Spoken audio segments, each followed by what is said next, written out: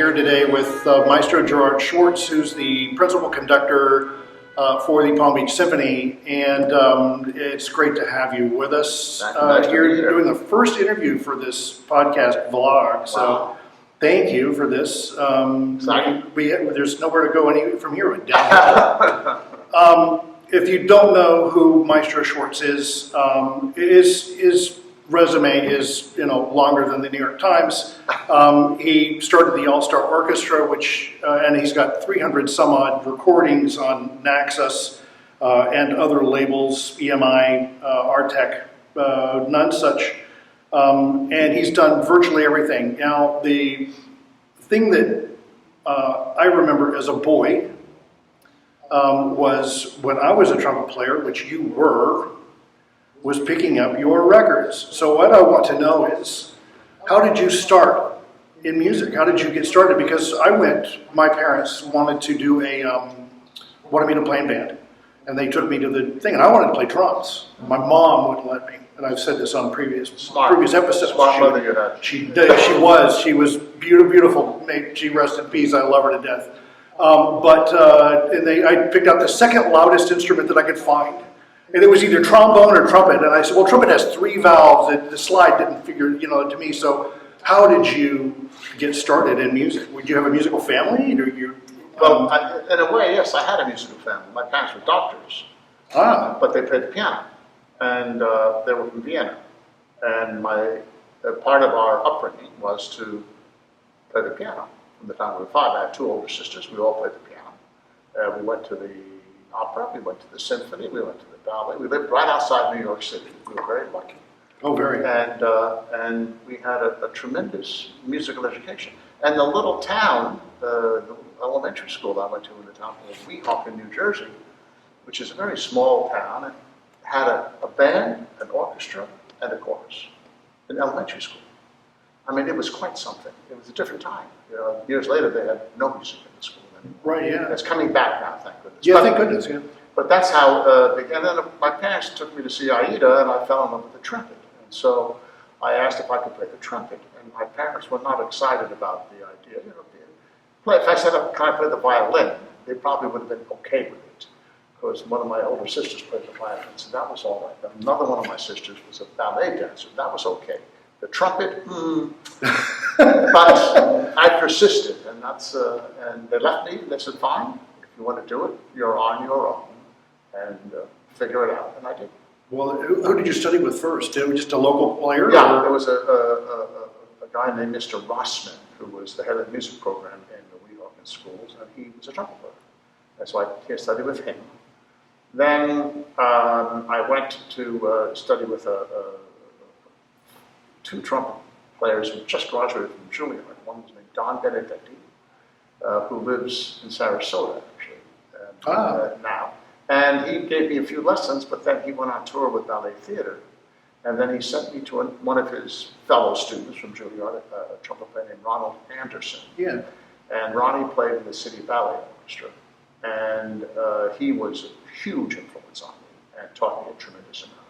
And then I went to study with Piano. I was in high school, who was the first trumpet in New York Philharmonic. So with me, I studied locally with a guy that was well known in the middle schools and high schools.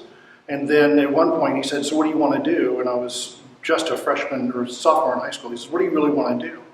And I had just made the orchestra, the all-state orchestra here in Florida, and it was very competitive here.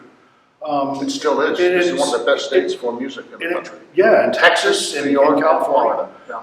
I said, we just got done doing Track 4 of the All-State Orchestra. I said, I really want to play in an orchestra. That was, to me, the highlight of everything that I'd ever done, and my mom was just reveling in it, because the big brass fanfare, and it's just the emotion of Tchaikovsky is just really amazing, and there's nobody can actually listen to 4 and come away with anything other than just, wow, that's an amazing work. And then when you get into it, you find out why he wrote it and the problems that he was going through when he wrote it. So I said I wanted to play in an orchestra, and that's what I want to do. And I started with Charles Gottschalk, who was principal in Florida in Orlando at the time, and he later on moved over to Naples, and he's retired now, but he got me started, and he turned me on to you.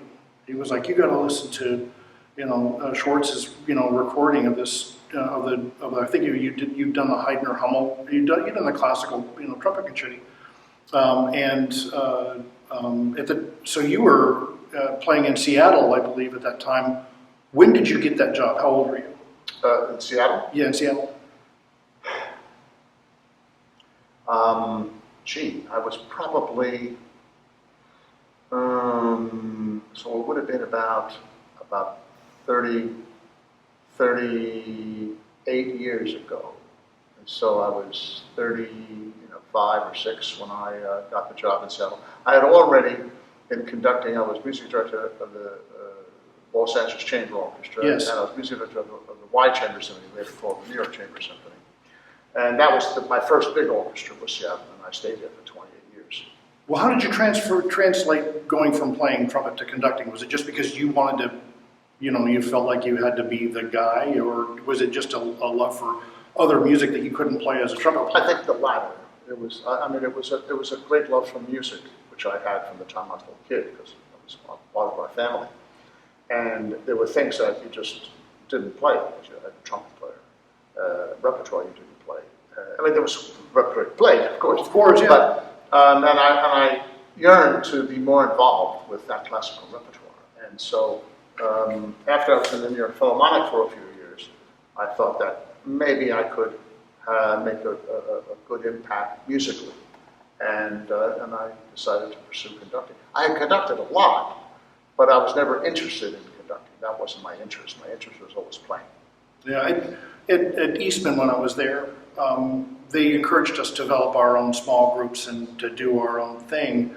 And so I got together brass guys, because you could always get brass players together to play. That's the one thing about playing a brass instrument. There's always somebody that'll go, if you knock on their door and they're practicing, hey, would you like to, be part of this group, and we're going to do a concert and whatever. So we did that, and so it gave me an opportunity to do a whole bunch of things, and I know that Barbara and Charlie Geyer really encouraged me to do that, as well as some of the other professors there, and they were always encouraging. That's the one thing about music, they're always encouraging you to get better at something. You're not just kind of sitting in the way. So so you played in Seattle, but then you became the music director. Well, I conducted. I never played in Seattle. I conducted in Seattle. I played in New York. You played in New York, that's right. I went there as a guest. The conductor unfortunately died, and he had cancer. And they asked me to be the music director. And I had already had a number of chamber orchestras and quite successful, and I was doing pretty well for a reasonable amount of guest conducting. It was all going well for me. And I was nervous about Seattle because they had so many financial problems. So the first time they asked me, I said no, and I became the principal conductor while they continued their search for a music director. I became music advisor. And then at the end of that season, they still hadn't chosen anyone. They asked me then again, and I said no. I still felt they were about to fall apart, which they were. Really? And they said, well, how about principal conductor? I said, okay, I'll do that. That's fine. So then, after those 2 years, they asked me again, and by now I fell in love with the city, I fell in love with the orchestra, and they still had the same problems. But I thought maybe I could be helpful in fixing some of the problems. So I accepted the music director position, which I kept for 26 years after that.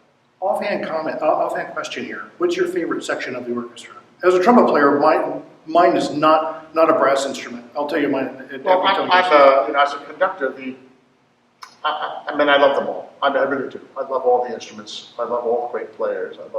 But as a conductor, you have more influence on the string section than you do on anything else. Yes. So I pride myself on trying to make a gorgeous string sound. And what's interesting about my recordings, if you listen to them, whether in Liverpool or in Moscow or in London or in Berlin or in Seattle or New York, the string sound is pretty much the same. Because I have a vision for what I want it to sound like, and I know how to make everyone play like that. Now, I'm not saying that that's the greatest thing in the world. It's my own. So I have a way, and I love working with. There's so many color spots, so many things you can do. And with the wind players and the brass players, percussion, they're mostly solo players, so they're soloists. Yeah. You know, when I was as a trumpet player, nobody can come in and change the way I sound. Not really. Right, yeah, not really. A little bit here, you know, darker, a little bit. But in the strings, you can really make a huge impact as a conductor. Yeah. So what's your favorite? I fell in love. Everyone really emphasized the string section as well. I fell in love with the cellos because of the ability of the cello to go from these beautiful lows to these really stringent highs, but still keep this. And there are certain pieces in the repertoire where they really do that and they highlight this. And so it's an offhand thing. It's, you know, everybody has their own, trust me, but, you know, I fell in love with the cello section. It was like, you know, you could do the Beethoven, you just did, I think, Beethoven 3 here earlier this year. It's one of the pieces that I love so well because of that, you know, that opening theme Sure. that they do so beautifully, the way that he wrote it, and then threw everybody for a loop with the tonality there. And you would think, and I've seen numerous, and there's tons of videos out there on the analysis of this particular thing, but that's just definitely Louis. That's Beethoven right there. So that's one of the things that drew me to it. Interesting. To love that. So so how long were you in Seattle? How long did you run in Well, Seattle? I did those 2 years at first, then 26 years as music director. So I was at 28 years. Yeah, wow, that's a long time. Yeah, all kids were there. My two younger kids were born there. All 4 kids went to school there. We were an integral part of the community, and we loved it. I mean, it was very, you know, in those days, and it's maybe true to this day that the orchestra is in many cities the center post of culture. Yes. You know, it's not to say that the opera isn't important, or the ballets, or the museum. Of course, everything's important. But very often, cities are known for their symphony orchestra. Was it Philadelphia? Yes, they have a good opera company, ballet company, but it's the Philadelphia Orchestra. Cleveland's the Cleveland Symphony. Mm-hmm.